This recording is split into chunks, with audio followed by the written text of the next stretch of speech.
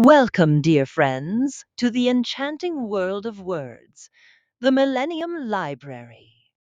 Here, memories take us back to warm nights where grandmothers and mothers wove the most wonderful tales. Our only wish now is for you to listen, to dive deep into the heart of the stories that shaped our minds and souls. We have embarked on this unique project, the Millennium Library, to gather for you a treasure trove of timeless novels and stories, and present them to you with voices full of warmth and sweetness. It is a legacy we are creating together between humanity and artificial intelligence to remain a testament to the power of words and the magic of storytelling throughout the ages. We hope you find in it what delights your souls and enriches your imagination. If this work touches your hearts, we would be delighted if you share it with your loved ones. And remember, your support lies in liking this segment and leaving your comments which illuminate our path. We are here to grow by you and with you. With sincere regards from the Millennium Library.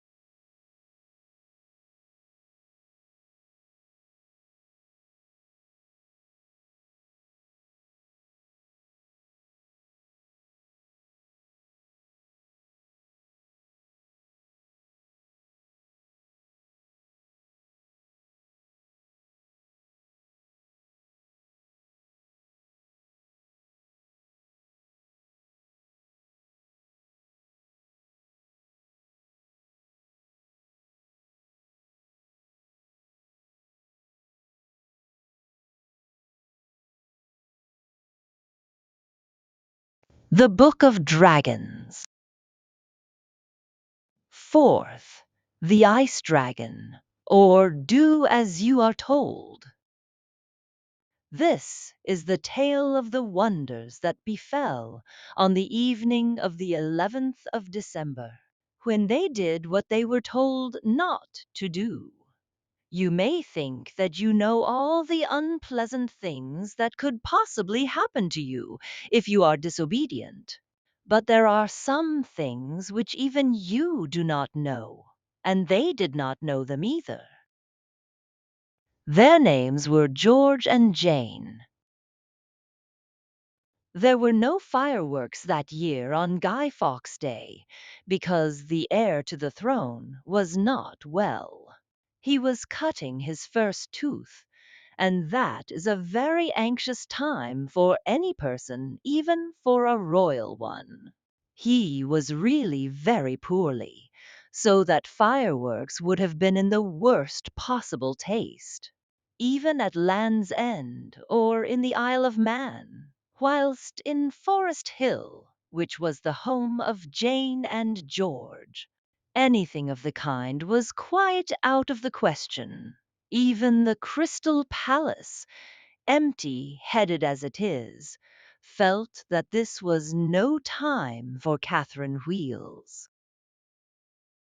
But when the prince had cut his tooth, rejoicings were not only admissible but correct, and the 11th of December was proclaimed Firework Day. All the people were most anxious to show their loyalty and to enjoy themselves at the same time.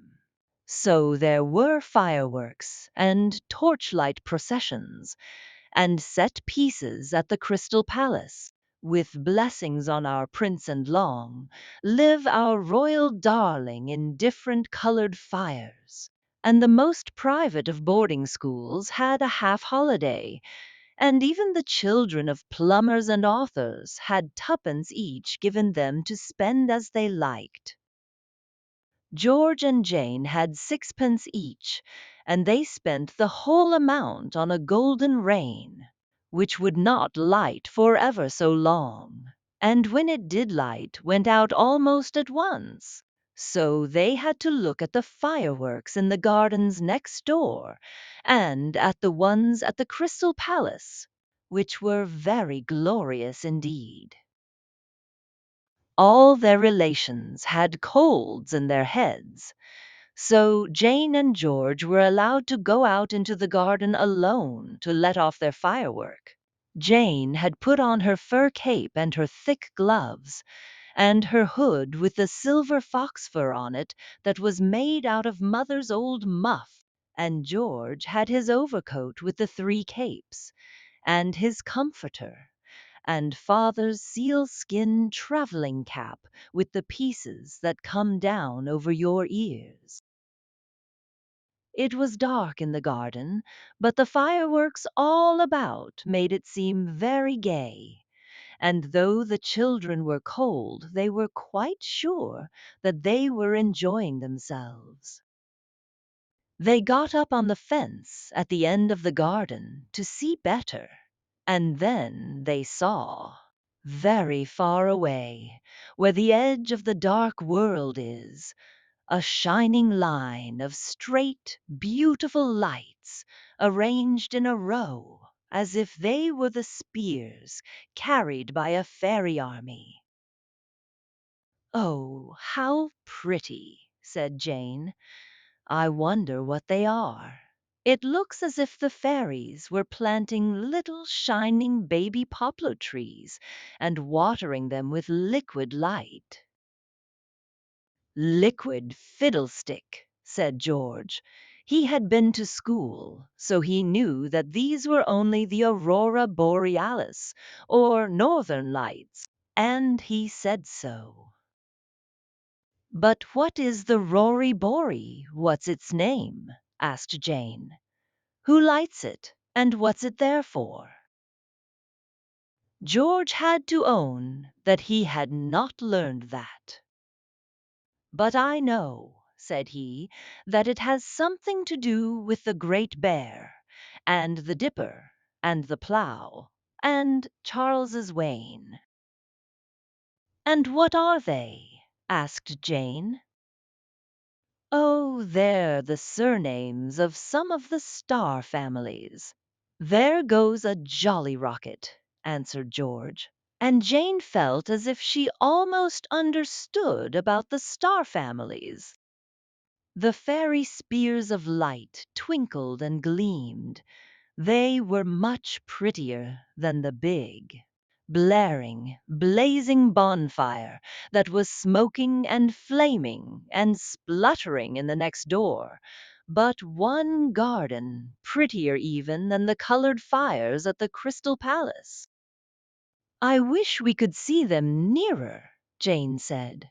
I wonder if the star families are nice families, the kind that Mother would like us to go to tea with if we were little stars. They aren't that sort of families at all, silly, said her brother, kindly trying to explain. I only said families because a kid like you wouldn't have understood if I'd said constel. And besides, I've forgotten the end of the word. Anyway, the stars are all up in the sky, so you can't go to tea with them. No, said Jane. I said if we were little stars. But we aren't, said George. No, said Jane with a sigh. I know that. I'm not so stupid as you think, George. But the Tory Bories are somewhere at the edge. Couldn't we go and see them?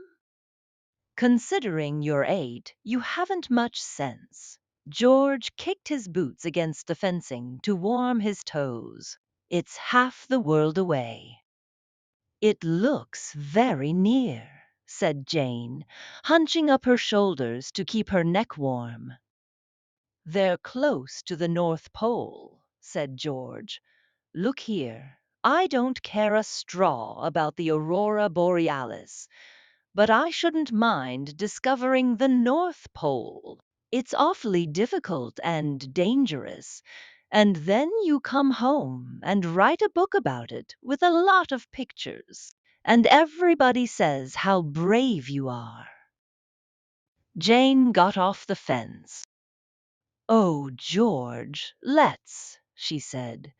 We shall never have such a chance again all alone by ourselves, and quite late, too. I'd go right enough if it wasn't for you, George answered gloomily. But you know they always say I lead you into mischief, and if we went to the North Pole we should get our boots wet, as likely as not. And you remember what they said about not going on the grass. They said the lawn, said Jane. We're not going on the lawn.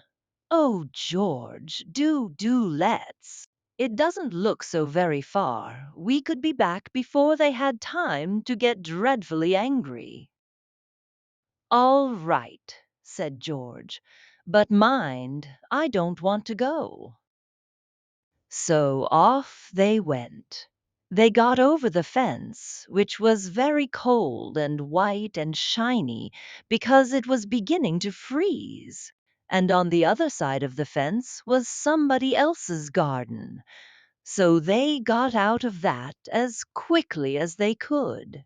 And beyond that was a field where there was another big bonfire, with people standing around it who looked quite dark-skinned.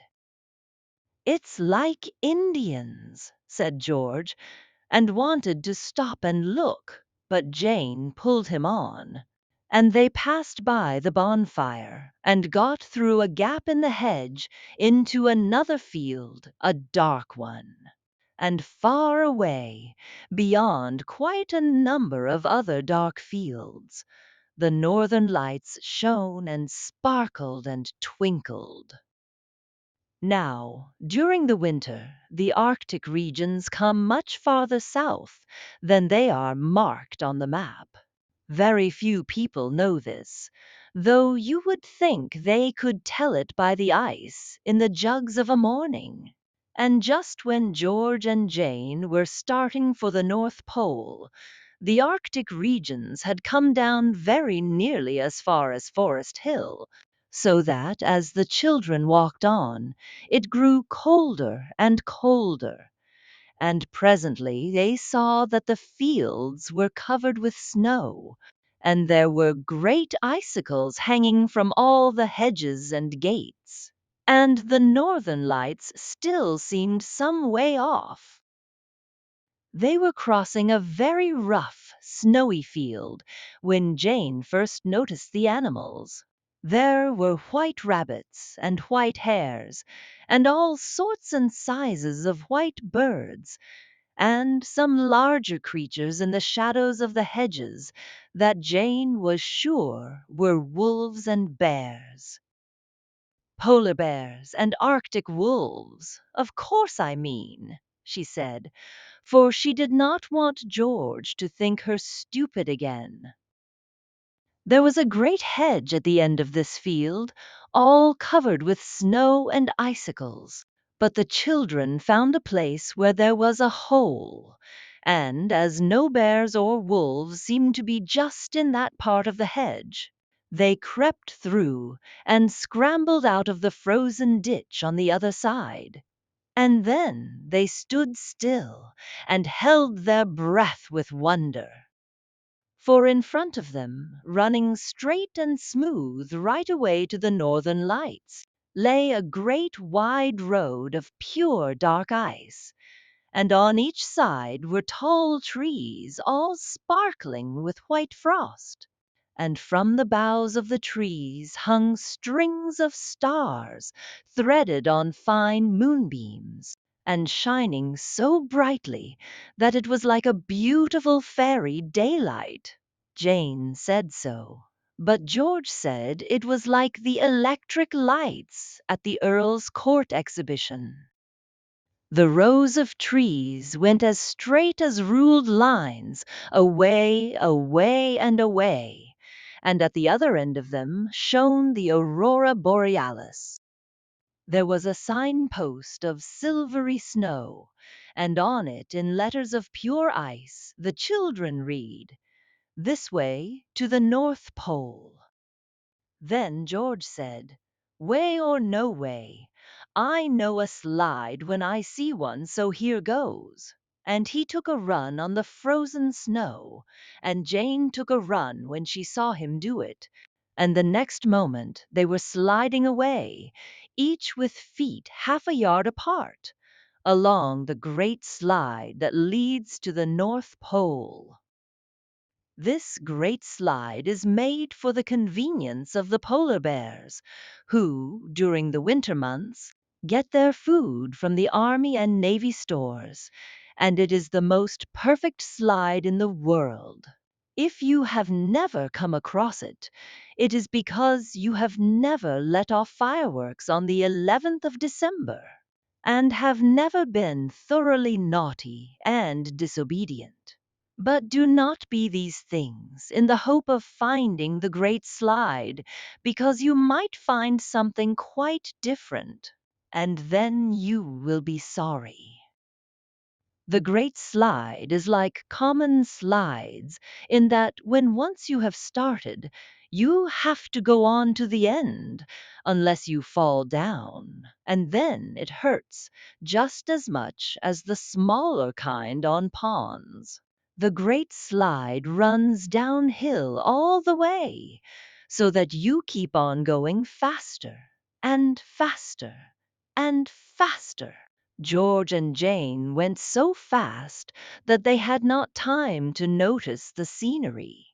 They only saw the long lines of frosted trees and the starry lamps, and on each side, rushing back as they slid on, a very broad white world and a very large black night. And overhead, as well as in the trees, the stars were bright like silver lamps, and far ahead shone and trembled and sparkled the line of fairy spears. Jane said that, and George said, I can see the northern lights quite plain. It is very pleasant to slide and slide and slide on clear, dark ice, especially if you feel you are really going somewhere. And more especially if that somewhere is the North Pole. The children's feet made no noise on the ice, and they went on and on in a beautiful white silence. But suddenly the silence was shattered, and a cry rang out over the snow. Hey, you there! Stop! Tumble for your life! Cried George, and he fell down at once, because it is the only way to stop. Jane fell on top of him, and then they crawled on hands and knees to the snow at the edge of the slide, and there was a sportsman, dressed in a peaked cap and a frozen mustache, like the one you see in the pictures about Ice Peter, and he had a gun in his hand. You don't happen to have any bullets about you? Said he. No, George said truthfully. I had 5 of father's revolver cartridges, but they were taken away the day Nurse turned out my pockets to see if I had taken the knob of the bathroom door by mistake. Quite so, said the sportsman. These accidents will occur. You don't carry firearms, then, I presume? I haven't any firearms, said George, but I have a firework. It's only a squib one of the boys gave me, if that's any good. And he began to feel among the string and peppermints, and buttons and tops and nibs and chalk and foreign postage stamps in his knickerbocker pockets. One could but try, the sportsman replied, and he held out his hand. But Jane pulled at her brother's jacket tail and whispered, Ask him what he wants it for. So then the sportsman had to confess that he wanted the firework to kill the white grouse with, and when they came to look, there was the white grouse himself, sitting in the snow, looking quite pale and careworn, and waiting anxiously for the matter to be decided one way or the other. George put all the things back in his pockets and said, No, I shan't. The reason for shooting him stopped yesterday. I heard father say so, so it wouldn't be fair, anyhow. I'm very sorry, but I can't, so there. The sportsman said nothing, only he shook his fist at Jane, and then he got on the slide and tried to go toward the Crystal Palace, which was not easy, because that way is uphill. So they left him trying and went on. Before they started, the white grouse thanked them in a few pleasant, well-chosen words, and then they took a sideways, slanting run and started off again on the great slide, and so away toward the North Pole and the twinkling, beautiful lights. The great slide went on, and the lights did not seem to come much nearer, and the white silence wrapped around them as they slid along the wide icy path. Then once again the silence was broken to bits by someone calling, Hey, you there! Stop! Tumble for your life! Cried George, and tumbled as before, stopping in the only possible way. And Jane stopped on top of him, and they crawled to the edge and came suddenly on a butterfly collector, who was looking for specimens with a pair of blue glasses and a blue net and a blue book with colored plates. Excuse me, said the collector, But have you such a thing as a needle about you, a very long needle?" "I have a needle book," replied Jane politely, "but there aren't any needles in it now. George took them all to do the things with pieces of cork in the boy's own scientific experimenter and the young mechanic. He did not do the things, but he did for the needles." "Curiously enough," said the collector, "I too wish to use the needle in connection with cork." "I have a hat pin in my hood," said Jane. "I fastened the fur with it when it caught in the nail on the greenhouse door. It is very long and sharp. Would that do?" "One could but try," said the collector, and Jane began to feel for the pin. But George pinched her arm and whispered, "Ask what he wants it for."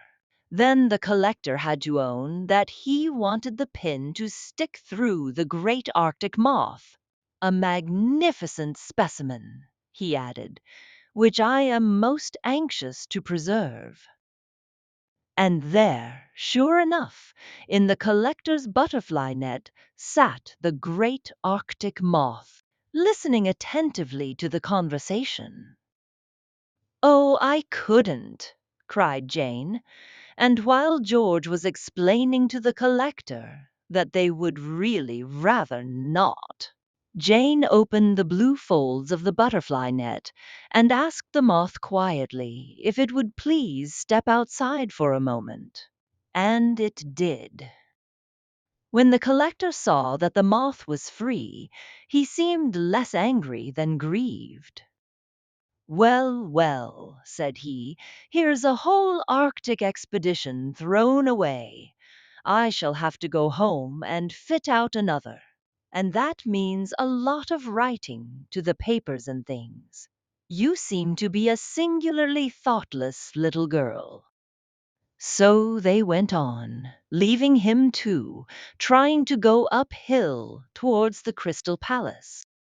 When the great white Arctic moth had returned, thanks in a suitable speech, George and Jane took a sideways slanting run and started sliding again between the star lamps along the great slide toward the North Pole. They went faster and faster, and the lights ahead grew brighter and brighter so that they could not keep their eyes open, but had to blink and wink as they went. And then suddenly the great slide ended in an immense heap of snow, and George and Jane shot right into it because they could not stop themselves, and the snow was soft, so that they went in up to their very ears. When they had picked themselves out and thumped each other on the back to get rid of the snow, they shaded their eyes and looked, and there, right in front of them, was the wonder of wonders, the North Pole, towering high and white and glistening like an ice lighthouse, and it was quite close, so that you had to put your head as far back as it would go, and farther, before you could see the high top of it. It was made entirely of ice. You will hear grown-up people talk a great deal of nonsense about the North Pole, and when you are grown up, it is even possible that you may talk nonsense about it yourself. The most unlikely things do happen, but deep down in your heart, you must always remember that the North Pole is made of clear ice and could not possibly, if you come to think of it, be made of anything else.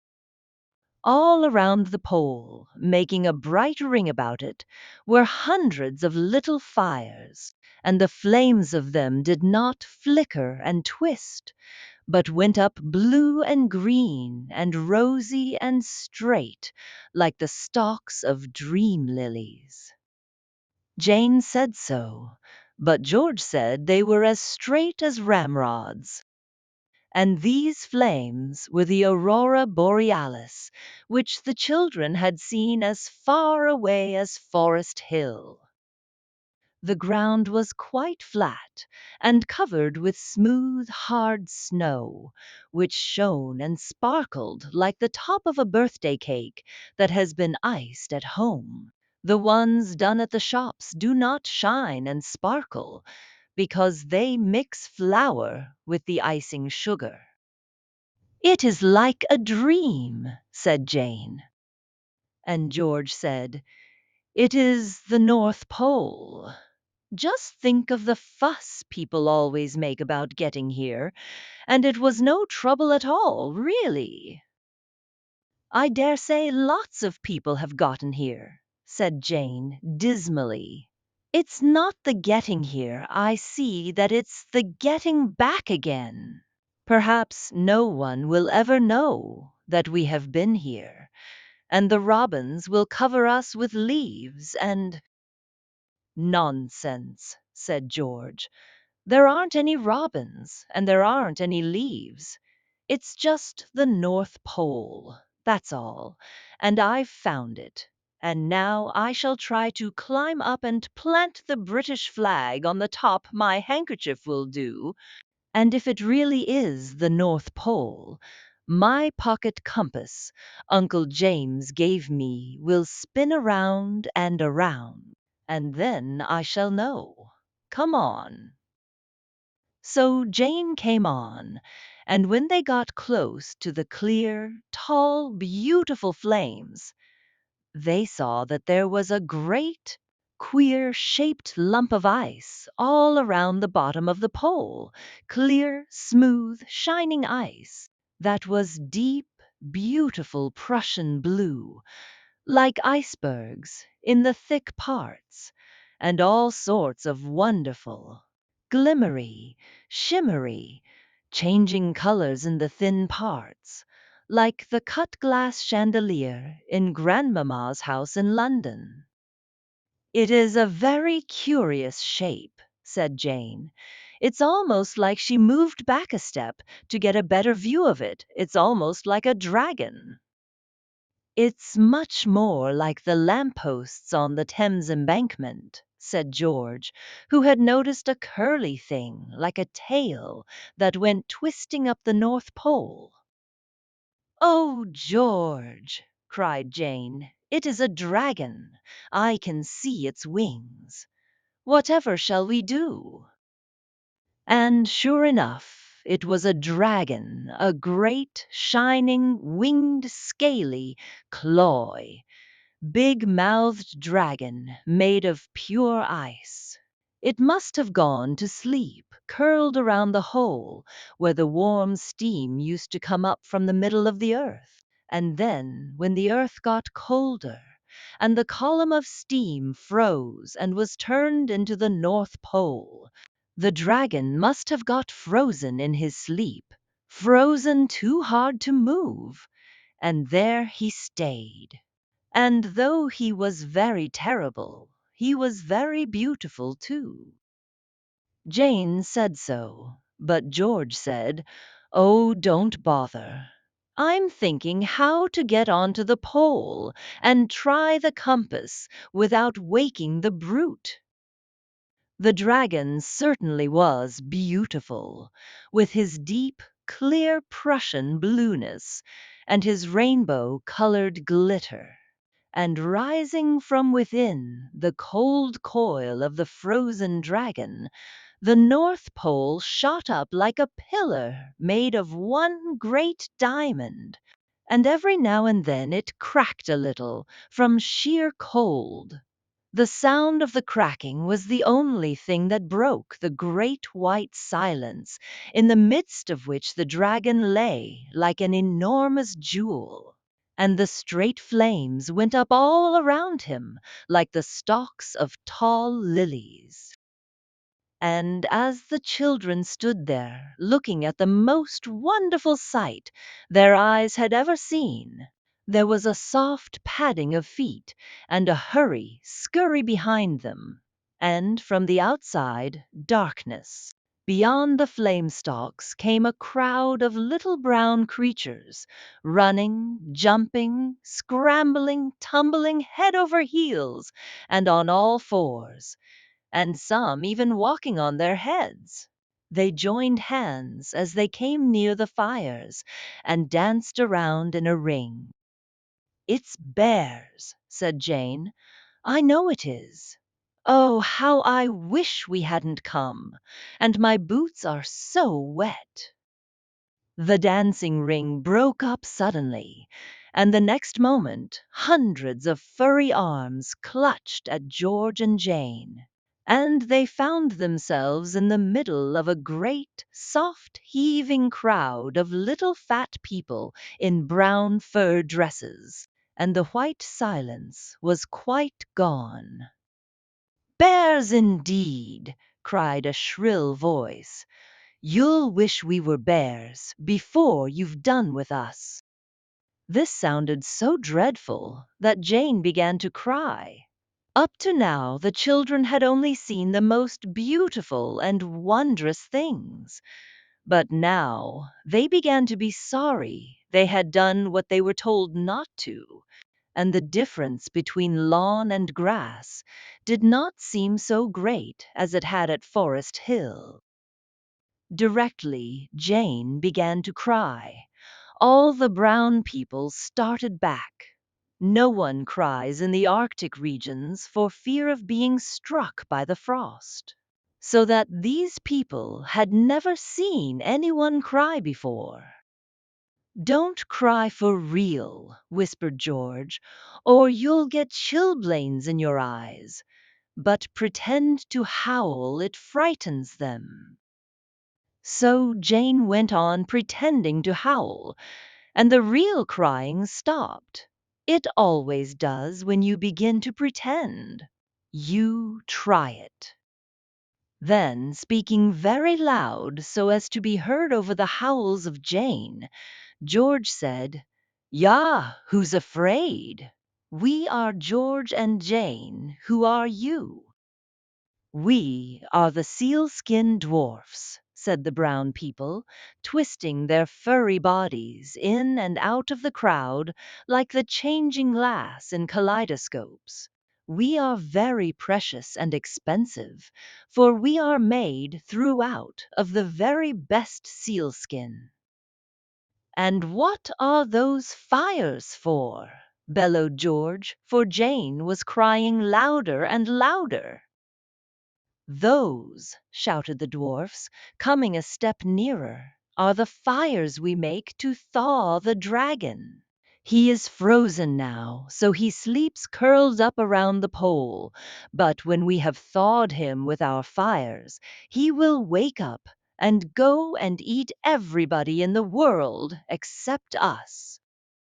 "Whatever do you want him to do that for?" yelled George.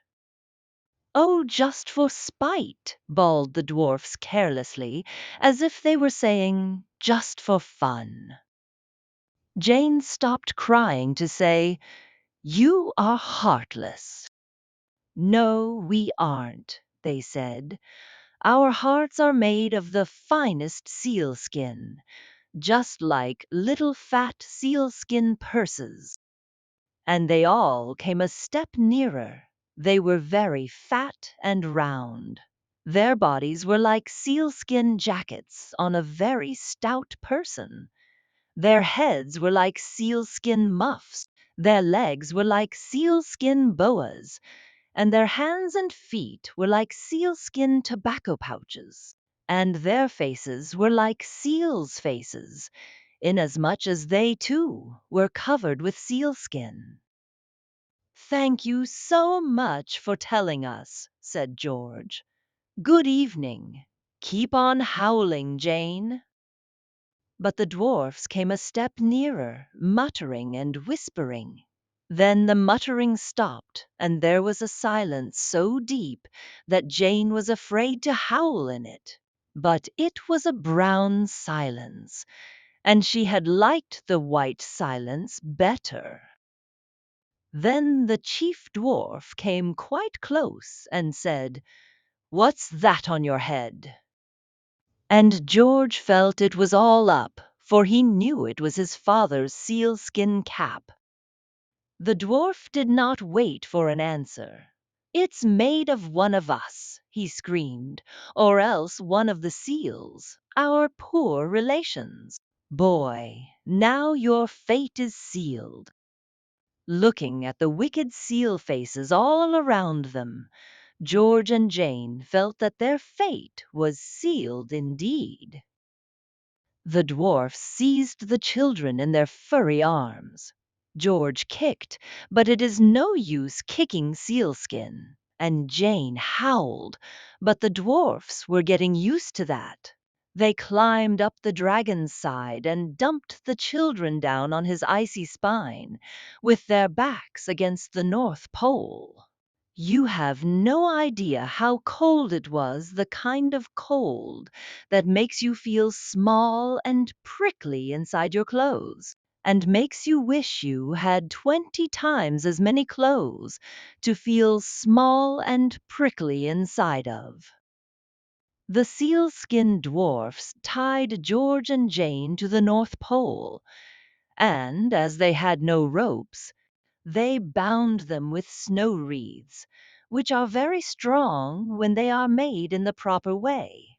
And they heaped up the fires very close and said, "Now the dragon will get warm, and when he gets warm he will wake, and when he wakes he will be hungry, and when he is hungry he will begin to eat, and the first thing he will eat will be you."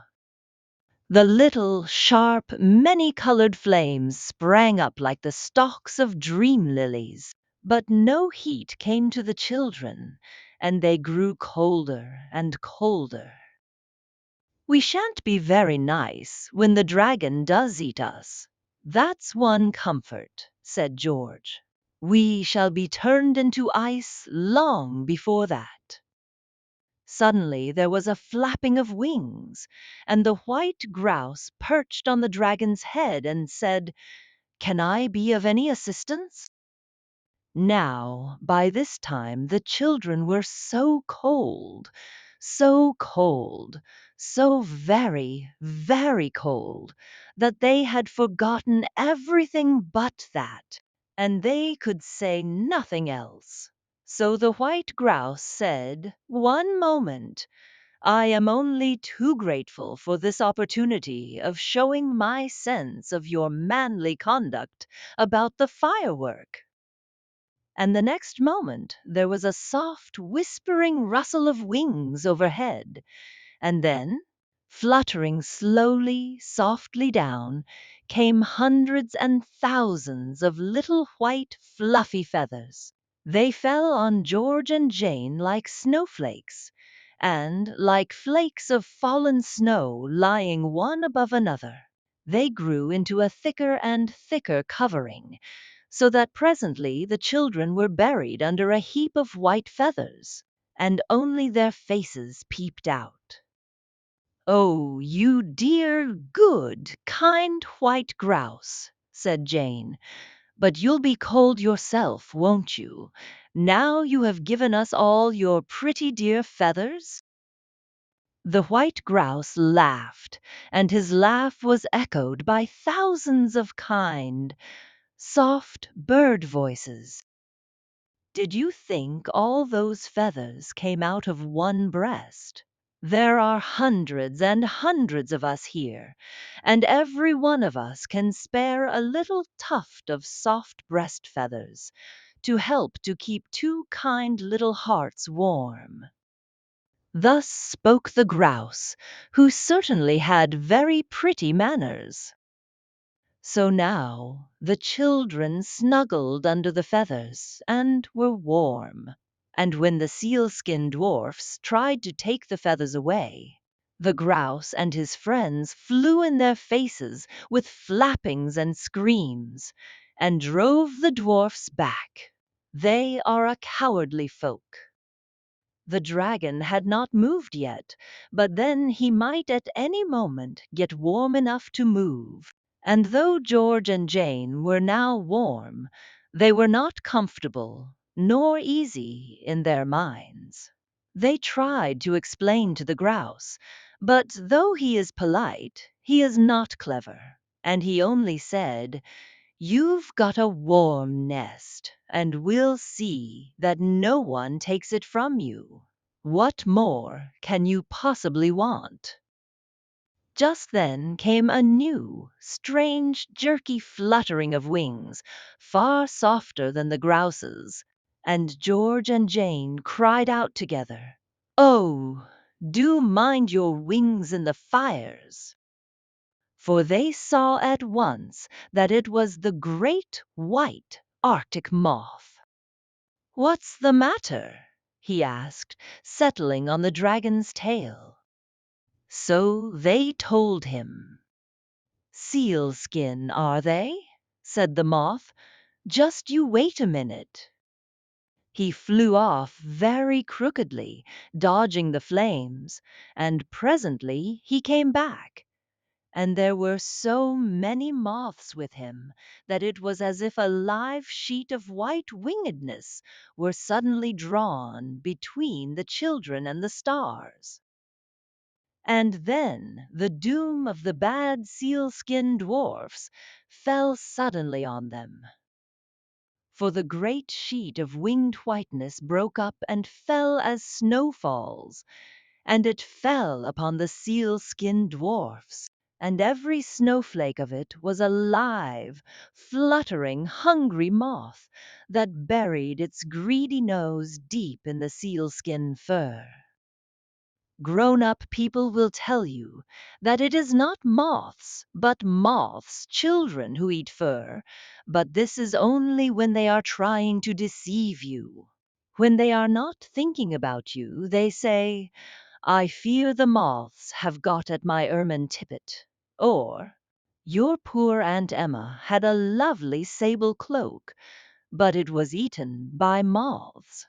And now there were more moths than have ever been together in this world before, all settling on the sealskin dwarfs. The dwarfs did not see their danger till it was too late. Then they called for camphor, and bitter apple, and oil of lavender, and yellow soap, and borax, and some of the dwarfs even started to get these things, but long before any of them could get to the chemist's, all was over. The moths ate and ate and ate, till the sealskin dwarfs, being sealskin throughout, even to the empty hearts of them, were eaten down to the very life, and they fell one by one on the snow, and so came to their end. And all around the North Pole the snow was brown with their flat, bare pelts.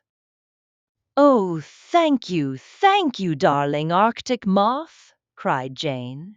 "You are good. I do hope you haven't eaten enough to disagree with you afterward." Millions of moth voices answered, with laughter as soft as moth wings. "We should be a poor set of fellows if we couldn't overeat ourselves once in a while to oblige a friend." And off they all fluttered, and the white grouse flew off, and the sealskin dwarfs were all dead, and the fires went out, and George and Jane were left alone in the dark with the dragon. "Oh dear," said Jane, "this is the worst of all." "We've no friends left to help us," said George. He never thought that the dragon himself might help them, but then that was an idea that would never have occurred to any boy. It grew colder and colder and colder, and even under the grouse feathers the children shivered. Then, when it was so cold that it could not manage to be any colder without breaking the thermometer, it stopped. And then the dragon uncurled himself from around the North Pole and stretched his long, icy length over the snow and said, "This is something like. How faint those fires did make me feel!" The fact was, the sealskin dwarfs had gone the wrong way to work. The dragon had been frozen so long that now he was nothing but solid ice all through, and the fires only made him feel as if he were going to die. But when the fires were out, he felt quite well and very hungry. He looked around for something to eat, but he never noticed George and Jane because they were frozen to his back. He moved slowly off, and the snow wreaths that bound the children to the pole gave way with a snap, and there was the dragon, crawling south with Jane and George on his great, scaly, icy, shining back. Of course, the dragon had to go south if he went anywhere, because when you get to the North Pole, there is no other way to go. The dragon rattled and tinkled as he went, exactly like the cut glass chandelier when you touch it, as you are strictly forbidden to do. Of course, there are a million ways of going south from the North Pole, so you will own that it was lucky for George and Jane when the dragon took the right way and suddenly got his heavy feet on the great slide. Off he went, full speed, between the starry lamps, toward Forest Hill and the Crystal Palace. "He's going to take us home," said Jane. "Oh, he is a good dragon. I am glad." George was rather glad too, though neither of the children felt at all sure of their welcome, especially as their feet were wet and they were bringing a strange dragon home with them. They went very fast, because dragons can go uphill as easily as down. You would not understand why if I told you, because you are only in long division at present. Yet if you want me to tell you, so that you can show off to other children, I will. It is because dragons can get their tails into the fourth dimension and hold on there. And when you can do that, everything else is easy. The dragon went very fast, only stopping to eat the collector and the sportsman, who were still struggling to go up the slide vainly because they had no tails and had never even heard of the fourth dimension. When the dragon got to the end of the slide, he crawled very slowly across the dark field beyond the field where there was a bonfire, next to the next door garden at Forest Hill. He went slower and slower, and in the bonfire field he stopped altogether.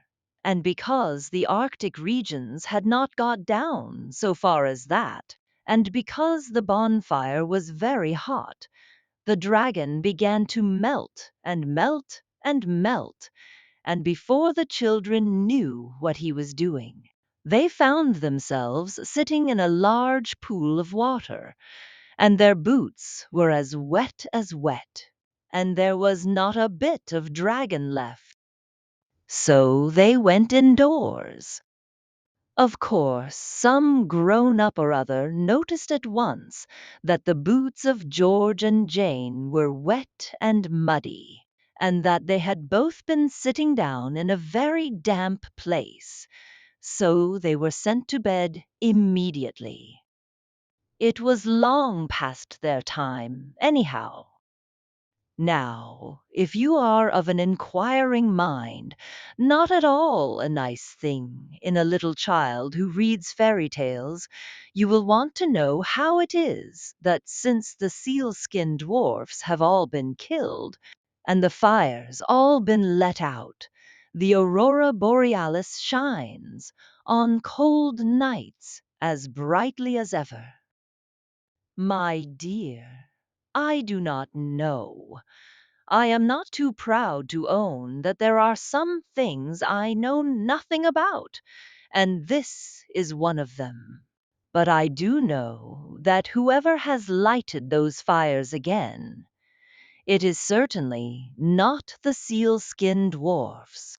They were all eaten by moths, and moth eaten things are of no use, even to light fires. Conclusion of our journey.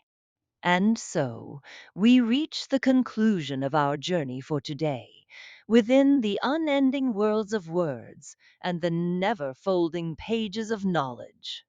We have spent an enjoyable and beneficial time together within the embrace of Millennium Library, where voices meet tales and a new cultural legacy is forged. We hope you have enjoyed every moment and delved deeply into the dimensions of the story or novel we presented to you. Always remember that this grand edifice, Millennium Library, is the result of a unique collaboration between human creativity and the profound depth of artificial intelligence.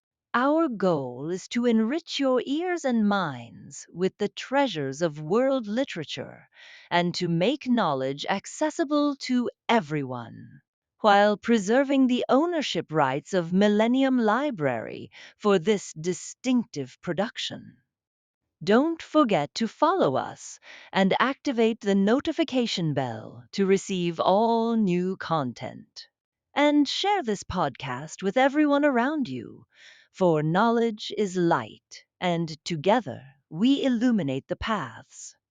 Until we meet again in a future episode and a new literary adventure, may you be in the care and keeping of Allah, and within the realm of immortal words. Millennium Library, where tales are embodied, knowledge is narrated, and creativity is immortalized.